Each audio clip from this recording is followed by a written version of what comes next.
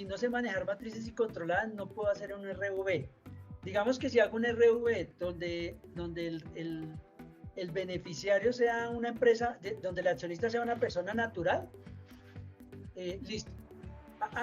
Voy a darle un giro un poquito al tema para empezar a hablar del ROE, muy asociado a lo que es el tema de matrices y controladas, para que entonces de pronto sentemos, porque veo que hay muchas dudas en muchas cosas y puede de pronto generar. Entonces, notemos una cosa, cuando hablamos de tipos accionarios, están las personas que son personas naturales, normalitas, ¿cierto? Personas naturales normalitas, que son las que tienen las acciones, y estas personas naturales pues tienen acciones en la empresa, en una empresa que puede ser la empresa A, y técnicamente puede haber una persona natural, dos personas naturales o varias personas naturales, ¿cierto? Existen otros tipos societarios donde existe una empresa, que puede ser la empresa B, y en esa empresa B ya lo que hay son otras empresas. O sea, aquí estamos hablando de que el socio de la empresa B es una empresa que es la empresa XY, o puede ser una empresa, cualquier empresa, una empresa anónima, una empresa sociedad limitada, otro tipo societario. Aquí no importa el tipo de societario, lo único es que hay una empresa que es dueña de otra empresa. Entonces, para efectos del registro único de beneficiario final, pues básicamente cuando yo tengo una empresa donde todos mis accionistas son personas naturales, pues ahí simplemente reporto cada persona natural. ¿Y qué me dice el ROE? Ah, señor, me reporta aquellas que tengan más del 5% de participación. 5% o más de participación. Y ahí termina el registro del ROE. ¿Listo? Edward, pero si son familiares entre ellos, toca sumarlos, ¿cierto? Porque si Pepito tiene el 2 y Pepita tiene el 3 y son hermanos, entonces se reportan los 2 y sumas más del 5, ¿cierto? Que es conjuntamente. Dice conjuntamente es la persona que actúa junto con terceros con los que tenga un vínculo hasta segundo grado de consanguinidad o afinidad primero o civil, o afinidad o primero civil, independientemente de las personas jurídicas o estructuras sin personería jurídica o similares existentes, entre otros, a través de las que actúen de manera directa o indirecta, o la persona natural que actúa de manera directa o indirecta junto con los terceros a través de un acuerdo. Entonces, acá está lo que está indicando Catalina, pero hagámosle una lectura bien hecha. Dice, es la persona natural que actúa junto con terceros, con los que tenga vínculo hasta segundo grado de consanguinidad o afinidad o primero civil. Entonces, ahí tendríamos que definir cuál es segundo grado de consanguinidad. Entonces uno dice, ¿cuál es el segundo grado de consanguinidad? Entonces dice, los grados de consanguinidad están entre dos personas que se encuentran por el número de generaciones así. El nieto es el segundo grado de consanguinidad. El primero me imagino que son mis padres, ¿no? Entonces ahí ya tengo una definición que tengo segundo grado de consanguinidad o afinidad. Entonces, ¿cuál sería el segundo grado de afinidad? El segundo grado de afinidad son abuelos o abuelos del cónyuge, nietos o nietas del cónyuge, hermanos y hermanas del cónyuge. Entonces, ahí ya tengo mi segundo grado de afinidad. O primero civil. El primero civil me imagino que es mi esposa o mi padrastro. No sé, ahí tendrían que definir qué es esas personas. Independientemente de las personas jurídicas o estructuras sin personería jurídica o similares existentes. O sea, independiente de que desde el punto de vista de la empresa, acá esta empresa, pongámosle, que está acá, que es la dueña de esta empresa B, esta empresa XYZ, aquí haya una figura jurídica. Por ejemplo, aquí puede haber una fiducia. Pero si detrás de esa fiducia, y aquí puede ser que detrás de esta empresa XY haya una fiducia y aquí esté Carlos, por poner un ejemplo. Entonces ya determinamos el primer beneficiario final, pero resulta que aquí de la fiducia está el papá de Carlos. Entonces aquí técnicamente está el grado de afinidad. Esta es lo que ellas llaman independiente de la estructura. ¿Me hago entender? Las figuras que usted quiera ir para allá, pero usted al final, si estas personas que están acá tienen un grado de consanguinidad con alguno de los otros que está acá, usted debe reportar beneficiario final a ambos. Independientemente que los dos no supere el 5%. Por el momento, independientemente, es que ahí es donde se suma el 5%, que es lo que está indicando Catalina, ¿sí? Porque acuérdense que la palabra es conjuntamente, que individual o conjuntamente tengan el 5% o más. Entonces después dice acá, hasta acá vamos, ¿no? Independiente de la estructura jurídica, sin persona jurídica o similar existente entre otros, a través de las que actúen de manera directa o indirecta. Entonces, este señor que es el papá de Carlos está actuando en esta empresa B a través de una estructura XY que tiene por detrás una fiducia. Entonces, ¿qué hizo esta persona? Esta persona creó una empresa B, para que no lo pillaran, por poner así un ejemplo. Entonces creó una empresa XYZ, que es la dueña de la empresa B. Pero resulta que dentro de la empresa B existió otra figura para poder, entre comillas, tapar a ese último beneficiario. Yo tengo que llegar hasta el papá de Carlos, independiente de todas las trabas que me pongan en el recorrido. Y ahí determinar la participación. Como está al final solo el papá de Carlos y Carlos, pues entre los dos suman, pongámosle que Carlos tiene el 2% de esta empresa XY y este tiene aquí el 98%. ¿Sí? Entonces, ahí ya completan 100%. La pregunta que hice conjuntamente es, venga, yo aquí reportaría a Carlos o no lo reportaría. ¿Qué dicen ustedes? Yo diría que sí con lo que tú acabas de decir de conjuntamente. Correcto. Toca reportarlo porque aquí hay un conjunto de operaciones que lo está implicando a ambos. Sigamos leyendo lo de conjuntamente. Entonces dice acá, o la persona natural que actúa de manera directa o indirecta junto con terceros a través de un acuerdo. Entonces, a través de un acuerdo, ¿qué puede ser? Un acuerdo accionario. Entonces yo puedo decir, venga, yo voy a poner digamos a Cristian, voy a ponerlo como beneficiario final, como accionista de la empresa K.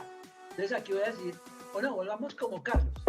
Yo voy a decir que Carlos es el beneficiario de esta empresa XY, pero a través de un acuerdo yo le puedo ignorar, le puedo tener el poder de eso. Y resulta que detrás el dueño no es Carlos, sino es por ahí un tal Julián. Porque existe un acuerdo accionario, porque existe alguna figura que impida que me demuestre o que aparezca Julián abiertamente. Entonces, lo que me está diciendo la IEN es, miren, usted destruya todas esas figuras que pueden dar, pero usted me tiene que llegar a la persona que realmente es el beneficiario. Y es la que tengo que reportar. ¿Es claro hasta ahí? Sí, señor. Listo. Entonces, o sea que yo tengo que trascender, Eduard, hasta quién fue el que colocó el dinero. O sea, ¿quién es la persona que prácticamente sacó el dinero? No hablemos de dinero, porque es que aquí no buscan, digamos, el tema sino del el dinero. beneficiario, el que se va a ver beneficiado por esos recursos, digámoslo así. Correcto. Y noten una cosa, para efectos del beneficiario final, yo tengo que tener varios elementos importantes, no se les pueden olvidar, y es lo que tienen que analizar cuando ustedes revisen el beneficiario final de las empresas. Este análisis que estamos haciendo acá en un ejercicio es el análisis que toca hacerle a cada una de las empresas para determinar si realmente es el beneficiario final. ¿Cómo lo pueden determinar ustedes? Entonces pongamos un ejemplo de una empresa, la empresa A, que es esta, y vamos a hablar de una persona que se llama, por ejemplo, un David, que tiene el 51%. Tenemos a Pepito, que tiene el 25%. Tenemos a Jorgito, que tiene el otro 25%. Aquí voy en un 76%. Y aquí voy a poner un 23%. Y vamos a tener a una Claudia, que va a tener la diferencia, ella va a tener el 1%. Resulta que si yo reviso los estatutos, aquí me dice que esta señora tiene el poder de decisión del 100%. Y en otras puede decir que tiene el poder económico del 100%. ¿Qué es el poder de decisión? Que independientemente de que estos puedan participar dentro de las juntas directivas, la decisión la toma ella. O en su defecto, que independiente de que todos ellos tengan acciones, ella tiene el poder económico, o sea que ella determina cómo se distribuyen las utilidades. Pero no nos enredemos con para que podamos hacer el ejercicio. Entonces, ¿yo cómo determino a quién debo reportar? Entonces dice acá, una persona natural, primero verifico, sí, son personas naturales. Si no es persona natural y es una jurídica, ¿qué debo hacer, Sandra? Pues en lo que yo entiendo, don Eduardo, sí, en la resolución que estamos leyendo, explícitamente tiene que ser persona natural. Entonces, si es una persona jurídica, ¿cómo hago yo para determinar la persona natural? Con la composición accionaria de la empresa. Yo tengo que pedir la composición accionaria. ¿Cómo es? Pues la dueña es una empresa que está en España, ¿sí? Y detrás de esa empresa, los socios son también naturales y jurídicas. Entonces, exacto, y a las jurídicas tengo que llegar a ver cuáles son las naturales. Sí. Es decir, que siempre termino reportando naturales, Edward. Sí, en toda respuesta es sí. Siempre debe ser una persona natural, no puede ser una persona jurídica. Entonces, pongámosle que esta empresa A, y tiene estos accionistas, acá no tiene a Jorgito, sino tiene una empresa B, que es la que tenemos acá, en este ejercicio. O sea que esta empresa B es dueña de la empresa A. Entonces yo le digo, señores, empresa B, regálenme el certificado de composición accionaria. Me dicen, el certificado de composición accionaria es que esta empresa es 100% dueña, XY es 100% dueña de la empresa B. Entonces, ¿qué tengo que hacer, Zulma? Si esta empresa es el 100% dueña. Yo tengo la empresa A. La empresa A, el 51 es David, el 25 Pepito, el 1% con poder de decisión del 100% es Claudia y el 23% es la empresa B. Yo voy a la empresa B y le digo, regáleme su participación. Entonces yo les pregunté, ¿aquí cómo hago para determinar quién es el beneficiario final, persona natural? Alguien me dijo, pues tengo que pedir un certificado de participación accionaria de la empresa B. Entonces la empresa B emite participación accionaria y dice, mire, el certificado, el dueño de la empresa es la empresa XY en el 100%. La pregunta que yo hago ahí es, ¿cómo hago yo para determinar quiénes son los dueños de la empresa XY? Pedir, pues los documentos donde se encuentren estipulados los que componen ¿Qué documentos pide? Carlos, ayúdale. Pues en este caso primero entraríamos a ver en la Cámara de Comercio, ahí aparece la composición accionaria, de cuántas acciones es pues propietario XY persona, ¿sí? Pienso que siempre y cuando la empresa sea limitada. Si la empresa no es limitada, no va a aparecer las personas, porque sería anónimo. Pero es válido lo que dice Carlos en el sentido de una empresa que sea limitada, sociedad comandita que no sea por acciones, tipos societarios que demuestren que puedan dentro de la Cámara mostrar sus socios, porque ahí no serían accionistas sino socios. Pero si es una sociedad anónima o de carácter anónimo, no va a aparecer eso. Entonces, ¿yo qué le pediría a esas empresas para que me digan quiénes son? Listo, otra vez el título de la compra de esas acciones. ¿El título accionario es que se llama? Los títulos de participación accionario. Es posible, buen punto, yo puedo pedirle dentro de la documentación títulos de participación accionaria que le emití a cada uno de ellos, porque me imagino que voy a quedar con copia. Pero ¿qué más debo pedir yo aparte? Entonces ya llevamos dos elementos que dicen, los títulos accionarios puede ser válido, el certificado de composición accionaria. ¿Qué otro documento le pido yo para certificar? ¿Libro de accionistas? El libro de accionistas. Ese es el más importante. ¿Por qué? Porque me va a constatar. O sea, va a garantizar. Porque, ojo, acá en Colombia nosotros damos fe pública. En España, ¿quién da fe pública? En Alemania, ¿quién da fe pública? Dígame en Singapur quién da fe pública. Nosotros no sabemos. Tenemos que tener algún documento de constitución de esa sociedad donde me garantice cuál es la composición de esa empresa. Entonces, acá, con esos documentos, esta empresa me va a decir, ah, sí, acá hay una fiducia y está Carlos.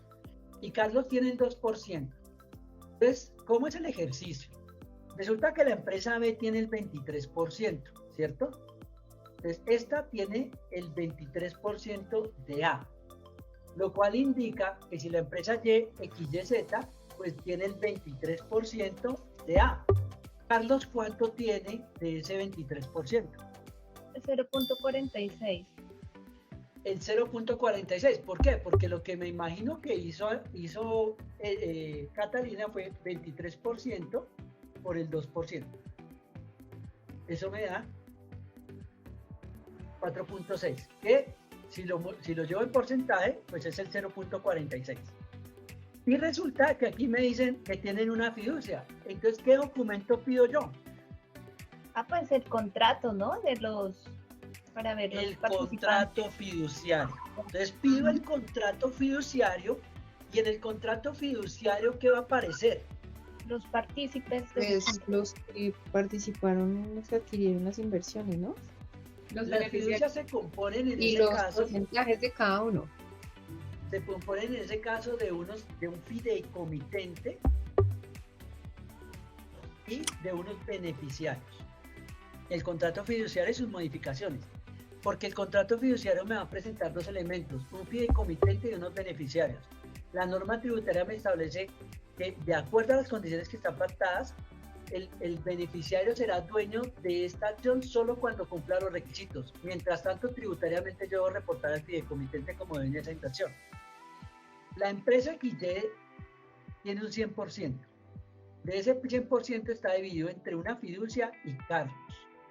La fiducia es de Salustiano como fideicomitente, donde él tiene el 100%, lo cual quiere decir que Salustiano, a través de esa fiducia, es dueño del 98% y Carlos solamente el 2%. ¿Cuánto es la participación de la empresa en la empresa A de Salustiano?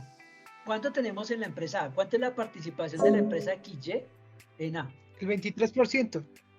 Exacto. ¿Y cuánto es el 98% del 23%? 2,54%. El 22,54%. Lo cual quiere decir que en este caso, para el beneficiario final, a pesar de que es una empresa B, yo no reporto a la empresa B, yo reporto a Salustiano con el 22.54 y reportaría a Carlos con el 0.46. La pregunta es, ¿por qué reporto a Carlos? Por lo mismo del grado de consanguinidad que veníamos hablando. Que si son hermanos, tíos, primos, lo que sea, pues lo reporto a los dos. Entonces, ya tengo a quienes voy a reportar. Entonces voy a reportar a David, a Pepito, a Claudia, a Salustiano y a Carlos.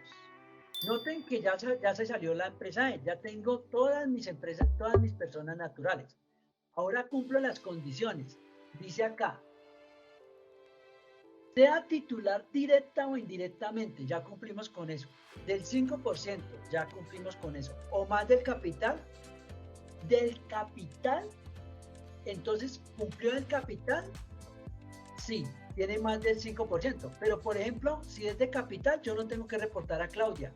Entonces, pregunta, ¿David es dueño más del 5% de capital? Sí, reporta. Entonces, a Pepito, ¿tiene más del 5%? Lo tengo que reportar. A Claudia, ¿tiene más del 5%? No lo debo reportar. A Salustiano, ¿tiene más del 5%? Sí lo debo reportar. En principio, a Carlos, ¿tiene más del 5%? No lo debo reportar. Entonces, esto es por capital. Mire la matriz que estoy haciendo. Ahora, por grado de consanguinidad. ¿Estos son hermanos? No. Pero Salustiano sí y Carlos sí. Entonces va la segunda. Sigo leyendo acá. Me dice, sea titular directa del 5 o más del capital o los derechos de voto. O, no me dice y, me dice o, cualquiera que cumpla. Entonces yo entro acá y digo derechos de voto.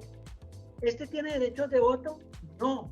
¿Por qué? Porque el voto lo tiene solo Claudia. Pepito, ¿tiene derechos de voto? No. Claudia, ¿tiene derechos de voto? Sí. Salustiano, ¿tiene derechos de voto? No. Y el otro tiene derechos de voto, no. Y sigo.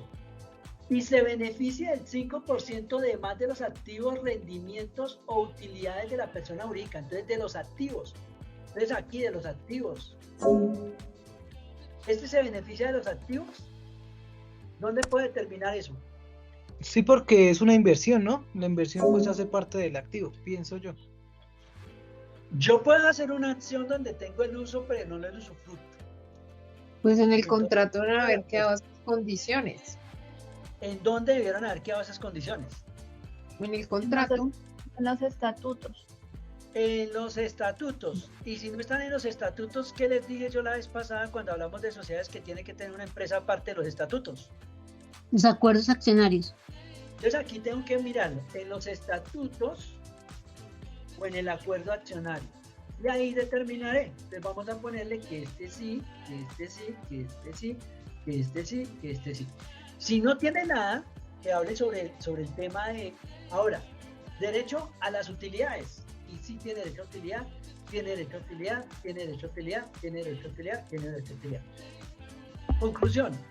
Aquí lo que me indica la norma es, con que cumpla alguna de estas condiciones, automáticamente reporta. Entonces aquí preguntamos, ¿reporta? ¿Tiene un sí? Sí reporta. ¿Tiene un sí? Sí reporta. ¿Tiene un sí? Sí reporta. ¿Tiene un sí? Sí reporta. ¿Tiene un sí? Sí reporta. O sea, en conclusión para esta empresa, todo reporta. Desde que cumpla una sola de las uno solo de los criterios ya debe reportar. Claro, por una sencilla razón, porque cuando ustedes leen, aquí me ponen condicional o, condicional o, condicional o, condicional o, condicional y o, que básicamente es o, condicional o, y acá, aparte de que cumpla esto, persona natural que actuando individualmente en conjunto ejerza el control sobre la persona jurídica por cualquier otro medio o a los establecidos en el presente artículo.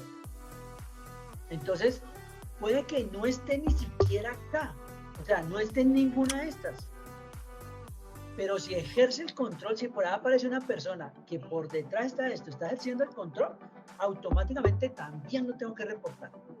Y acá está, cuando no se identifique la persona natural en los términos de numerados anteriores, se debe identificar la persona que ostenta el cargo de representante legal, salvo que exista una persona natural que ostente mayor autoridad en relación con las funciones de gestión y dirección de la empresa. O sea, ¿para qué tipo de entidades aplica eso? ¿Fundaciones? Para la CESAL. Entonces, pregunta, la CESAL dicen, ay, es que yo soy una propiedad horizontal, yo soy una entidad sin ánimo de lucro, tal, entonces, ¿me toca reportar o no me toca reportar?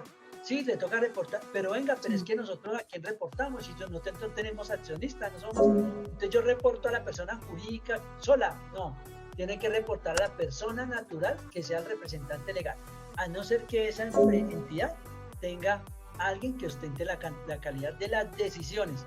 Hablemos de una propiedad horizontal. ¿Quién ostenta la calidad de las decisiones? La asamblea. La asamblea. ¿Quién es una asamblea? Pues los dueños de los copropietarios. ¿Y cómo es la distribución de los copropietarios? Por los metros cuadrados que tiene cada apartamento. Por el coeficiente de uso. Entonces, ellos reportan así. Coeficiente de participación. De una entidad sin ánimo de lucro, una fundación. ¿Quién toma la decisión en la fundación? ¿Qué tenemos que revisar para verificar quién toma las decisiones? El organigrama, pero es que creo que colocábamos un ejemplo. No. Es que colocábamos un ejemplo de que, por ejemplo, me pareció escucharte que decías que el que tenía uno que reportar era el representante legal porque era el que tomaba las decisiones. Aquí lo dicen. Se debe identificar a la persona natural que ostente el cargo de representante legal, salvo que exista una persona natural que ostente una mayor autoridad. En una fundación, o llámese en una ONG, o llámese donde sea, ¿quién ostenta la calidad? Entonces no se puede determinar así, toca leerse los estatutos y ahí puede ser un consejo de administración, puede ser una asamblea, puede ser otras personas, la junta directiva, porque una fundación puede tener una junta directiva, entonces toca mirar los estatutos a ver quiénes son los que mandan, porque la asamblea puede, digamos, decir yo ordeno o creo la sociedad, pero delego en toda la junta directiva toda la responsabilidad. Bueno, pero si la fundación dice no, yo soy el que mando y defino, bueno, entonces es la asamblea. Entonces uno, ¿qué tiene que hacer? Buscar quiénes son los asambleístas y reportar a cada uno de los asambleístas. Pero si ve que llegamos al beneficiario final, ¿para qué es el registro único beneficiario final? ¿Qué objetivo tiene? Pues validar las rentas de las personas naturales, ¿no? Si están efectivamente reportando todos sus activos. Exactamente. Validar las personas naturales y evitar el lavado de activos. Entonces, hagamos un ejercicio de URV rápido, cómo ustedes lo verían o cómo debería haberse registrado. Entonces aquí vamos a entrar para DIAN. Y aquí ustedes van a entrar por el registro único beneficiario final. Entran acá.